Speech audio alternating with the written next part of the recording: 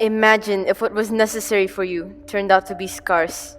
As the saying goes, man can live about 40 days without food, but only 3 without water. Water, a gift of nature necessary for life on this planet. Without it, we would not survive. True, about 70% of the earth is covered in water. But in reality, do we really have that much? Water is often taken for granted. It runs endlessly through pipes and drains and showerheads that we think so little of. To drink, shower, wash the dishes, cook our food, everything. We have so much yet so little clean water across different parts of the globe. It is a scarce resource, treated as though it is unlimited, as though water will run down our faucets forever. As a group, we decided to dive into this issue of water scarcity and how people from different backgrounds are affected. After lots of discussion, we came up with our research question. How can different sections of the society have equal access to clean water? Quoted from the Cambridge Dictionary, a society is the people who live in a particular country or area and their way of life and customs, which may include groups of people who are rich, powerful, or fashionable. The World Health Organization and UNICEF's Joint Monitoring Program has shown that several countries, a majority of them located in the provinces of South Africa, are still running on less than 24 hours of water supply. It truly is hard to fathom that water is still not accessible in some parts of the globe.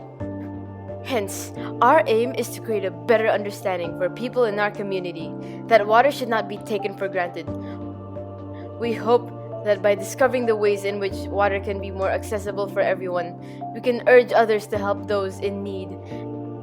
Water supply systems are facing extreme challenges with the ever-increasing population growth, climate change, and urbanization. These problems contribute to the increasing rates of water scarcity since its demand has increased. The World Wildlife Organization states that a total of 2.7 billion people lack water for at least a month out of a year. By 2025, it is estimated that at least 2/3 of people may be faced with water shortages and ecosystems will stop thriving. In fact, the water crisis has been affecting women and children in less privileged areas, where gender inequality is still prominent. According to UNICEF, a girl named Aisha spent up to 8 hours per day collecting water due to the unavailability of that resource in their areas. Families are solely depending on women and children to collect water for their survival, since they are viewed as responsible for providing the much-needed resources. A study on rural areas by the World Health Organization shows statistics about how Mongolia is the only country where women do not hold the main responsibility of collecting water for their household, while the task of collecting water in other countries located in sub-Saharan Africa is still dominated by women and girls. Over 3 million children and 14 million women walk 6 kilometers towards contaminated water sources, and sometimes more than once each day. This creates a domino effect wherein girls are not using their time for education due to the burden of collecting water. Times have changed since the Stone Age, but conditions on the access to water have not. Therefore, if clean water is accessible for everyone, women and children are able to go to school, work, and have better living standards. Healthcare will improve, so mortality rates will decrease, as people would be less likely to be affected by waterborne diseases because they no longer need to collect contaminated water. An article from The Guardian mentions that great inequalities still remain across countries where nearly half of its population drink water from unprotected sources. Due to lack of water supply in sub-Saharan Africa, there's about 8 in 10 people living in rural areas. The article also mentions the large gaps between the rich and the poor. So why are people still lacking access to clean water? Well, according to the Global Citizen, people lack access to clean water due to poor infrastructure and management of water supply. And this means the government should be making efforts to reach those in less privileged areas. Poverty rates are high and there is a conspicuous inequality of genders, social stratas, and disabilities, which lead to the inability to afford high cost of water. However, authorities are still struggling to draw out what is deemed affordable for various societies throughout different nations, because data can only capture people's incomes and spendings without knowing the precise cost of each individual. Scarcity of water has greatly impacted groups who are engulfed in poverty in Jakarta. However, it is the complete opposite for the wealthy. While the middle class and rich have piped waters, people who reside in slums and poverty-ridden areas do not. Furthermore, the insufficient amount of money from funding for piped waters also contributes to the challenges people in poverty face. Unlike middle-class people, they are unable to receive clean water from Pede Paljaya, one of the main water suppliers. Impoverished people must collect their water from polluted rivers, shallow wells, and lakes to satisfy their need for water. According to futuredirections.org, Indonesia is not a country with scarce water resources, due to it being a tropical archipelago where the rainy season comes every few months. Some provinces in Indonesia even have rainwater harvesting, for example, Central Java, where large tanks collect rainwater and is stored for future use. Knowing this, Indonesia could actually fulfill the demands for water. However, due to relatively high poverty rates, unequal distribution, lack of management, insufficient infrastructure, and rising levels of private investments, it leaves Indonesia with unsanitary, unaffordable, and inadequate access to water for the less privileged. Although we may feel like in our cities, water will not run out, people living in geographically disadvantaged areas are suffering, especially with the climate change crisis making weather predictions unpredictable. We must not wait until the situation forces us to take drastic measures on water restrictions, just like what happened in the Cape Town water crisis. The city went all the way to prohibit washing cars, filling swimming pools, and water fountains. Extreme measures needed to be imposed to prevent Day Zero, an announcement to which the government will stop all taps from running and to relocate citizens to points where they could collect water. Although their water consumption fell from 600 million liters per day in mid-2017 to 570 million liters in April 2018, they managed to unite both citizens and government to change their living habits. Since Cape Town's government banned the filling of swimming pools, we were eager to know how much water is being used in pools and why maybe insufficient water being wasted on a daily basis. In countries where water is not an issue, swimming can be considered as a popular sport. We visited Kolam Renang Cikini, a pool located in central Jakarta, where a club which trains swimmers from beginner level up until national level. We spoke with the owner of the club, Felix Sutanto, about the pool's average water consumption per month.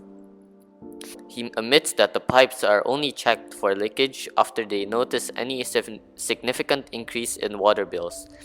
We also realize how fortunate we are to be in a country where there is a rainy season, because during the rainy season, less water is supplied to the pool. Water supply in the capital city, Jakarta, easily comes from either PT Pamjaya or PT Aetra. Back in 2015, according to Indonesia's investment, the country's Supreme Court sent out a verdict ordering Jakarta's government to manage and protect water supply for its citizens because the allocation of the sources have not been maximized. Allegedly, these private firms were raising water prices without improving its services. By 2019, Jakarta has deprivatized water supplying firms in order to expand growth for clean water services. Water and sanitation is a basic human right, as stated by the United Nations, that the right to water entitles everyone to have access to sufficient, safe, acceptable, physically accessible, and affordable water for personal and domestic use. Sadly, not everyone is getting this right to water and sanitation. The danger remains the same for all. Infectious and lethal waterborne diseases such as malaria can brew once the water stops flowing on pipelines, endangering the safety of people located in places such as hospitals, clinics, restaurants, which rely heavily on water for its patients and customers. We discovered that in underdeveloped countries, at least 22% of hospitals do not have any water. Hence, we went to a nearby hospital, Rumah Sakit Gading Pluit, and met up with their chief engineer to find about their water supply. We discovered that private hospitals do not have any difficulties in obtaining water ever since it was built almost 16 years ago, as the Ayatra company supplies us 640 gallons of water for only staff every month to the hospital and 1.5 liters of aqua water bottles for each patient. We decided to survey other public places in our area asking the same questions, so we went to schools, a cafe, and a hotel. First of all, we ventured to our own school, met up with our general affairs manager to question how the water supply runs in Beacon Academy, getting first-hand information and to get an overview that will help us for our future research at other places. The school is supplied by 400 to 500 cubic meters of water from PT Ayatra each month, using it for lawns, washing dishes, and toilets. We also went to a nearby school, St. Peter's School, where they answered that they use 300 until 400 meter cubic of water per month, supplied from PT Ayatra, and their drinking water is supplied from the VIT company. It is a cultural norm for gallons of drinking water to be sent out to households, schools, and other buildings in Indonesia because water from taps are not safe to drink. People could easily purchase a gallon of water from supermarkets or water refilling stations, which can be found every few kilometers in Jakarta. To dive into the world of food supply and see how water affects food production, we visited Sister Grounds Cafe, where we dove deeper into reaching a revelation. The first thing we noticed is that most public places rely on our main water supplier in Jakarta, PT Ayatra, to check the water pipes and consumption. With about 50 customers coming in every day, this cafe uses up to 45 cubic meters of water per month and 600 liters of aqua gallon water per month for drinking. Lastly, we found out about water consumption in Amaris Hotel because we think that hotels, which are present in urban cities and are qualified as luxury, would also need water supply. This hotel has 77 rooms across 6 floors and uses 513 cubic meters of water supplied from PT Ayatra, while their drinking water is supplied from CLEO. In modern culture, we realize that people who stay at hotels often do not care how much resources they use because they feel like they paid for the commodities. This proves hand in hand how people who can afford to pay for commodities are the ones who will get more resources available to them. In the poor slums of Jakarta, the citizens rely on groundwater, yet it is highly limited, thus causing extreme water shortages for the poor communities, whereas wealthier areas have easy access to water sold from nearby shops. Perhaps this is due to the massive population, over 10 million and 770,000 people, according to World Population Review, and unequal distribution of income over the course of different occupations.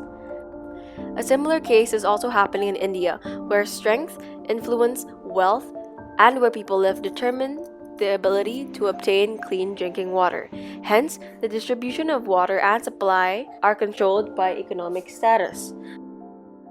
Despite working hard to be able to provide drinking water, India has only been able to solve 86.9% of rural settlements, and about 11.7% of rural areas are still not having safe drinking water supply.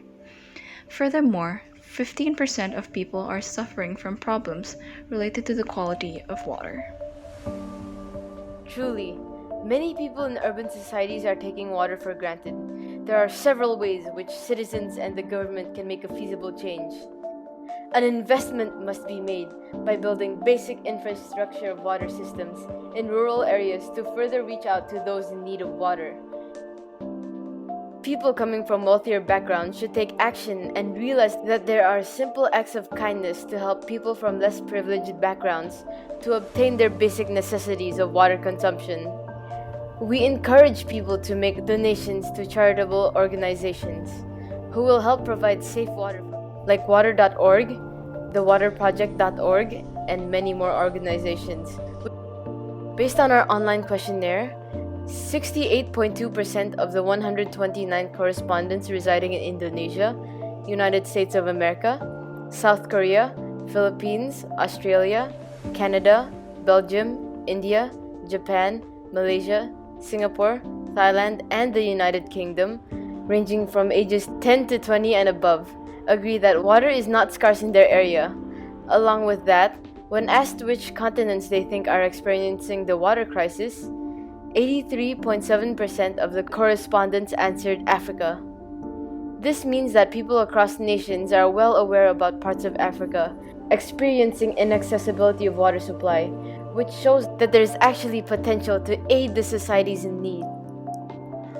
Although we may be far from equal rights, we can still aim for equity to fulfill the rights of societies trapped in the water crisis. Thus, to achieve a wide range of accessibility to water in various sections of the society, every individual should contribute to valuing humanitarian rights for the better of mankind.